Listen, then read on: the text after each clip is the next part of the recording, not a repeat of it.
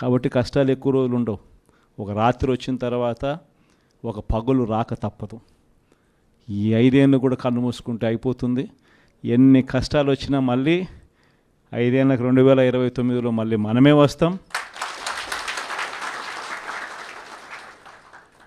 మన ప్రభుత్వంలో మళ్ళీ మీరే మళ్ళీ ప్రజలకు సేవ చేసే గొప్ప పరిస్థితులు మళ్ళీ మీరు నేను అందరం కూడా ఉంటాం.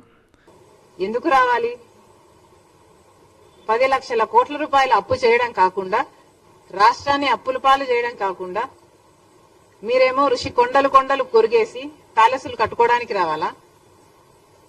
కనీసం రాజశేఖర రెడ్డి గారి జలయజ్ఞంలోని ప్రాజెక్టులు పూర్తి చేయకపోతే, కనీసం ఉన్న ప్రాజెక్టులలో మీరు మరమ్మతులు మెయింటెనెన్స్లు కూడా చేయకపోతే గేట్లు కూడా తేలుతున్నాయండి. మళ్ళీ ఆ దుస్థితి చూడ్డానికి రావాలా? ఎందుకు రావాలి? రాజశేఖర రెడ్డి గారు ఎంతగానో వ్యతిరేకించిన బీజేపీ పార్టీతో మీరు అక్రమ సంబంధం పెట్టుకుని ఆఖరికి మన అన్ని విభజన హామీలతో సహా, పోలవరంతో సహా, కడప స్టీల్ ఫ్యాక్టరీతో సహా మన విభజన హామీలు మొత్తం, ప్రత్యేక హోదా అన్ని తాకట్టు పెట్టడానికి మళ్ళీ మీరు రావాలా? దేనికి రావాలి? పూర్తి మద్యపాన నిషేధం అని చెప్పి మోసం చేయడానికి మళ్ళీ రావాలా? 3,000 కోట్లతో రైతులకి ధర స్థిరీకరణ నిధి అన్నారు ప్రతి సంవత్సరం.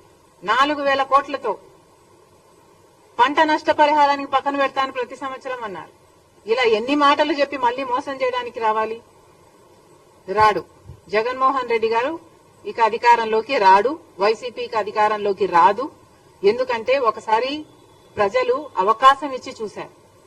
దేవుడు బంగారు పల్లెంలో అన్ని పెట్టి ఇస్తే అవకాశాన్ని ఎలా దుర్వినియోగం చేశారో ప్రజలు చూశారు.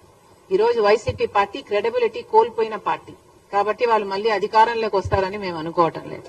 ఈ వీడియో నచ్చితే లైక్ చేయండి. అలాగే మా ఛానల్ ని ఫస్ట్ టైం కనుక చూస్తున్నట్టయితే ఇప్పుడే సబ్స్క్రైబ్ చేసుకుని పక్కనే ఉన్న గంట సింబల్ ని యాక్టివేట్ చేసుకోండి. అప్పుడే మేము పెట్టే ప్రతి వీడియో మీకు నోటిఫికేషన్ గా వస్తుంది. అలాగే ఈ వీడియో పూర్తిగా చూసినందుకు ధన్యవాదాలు.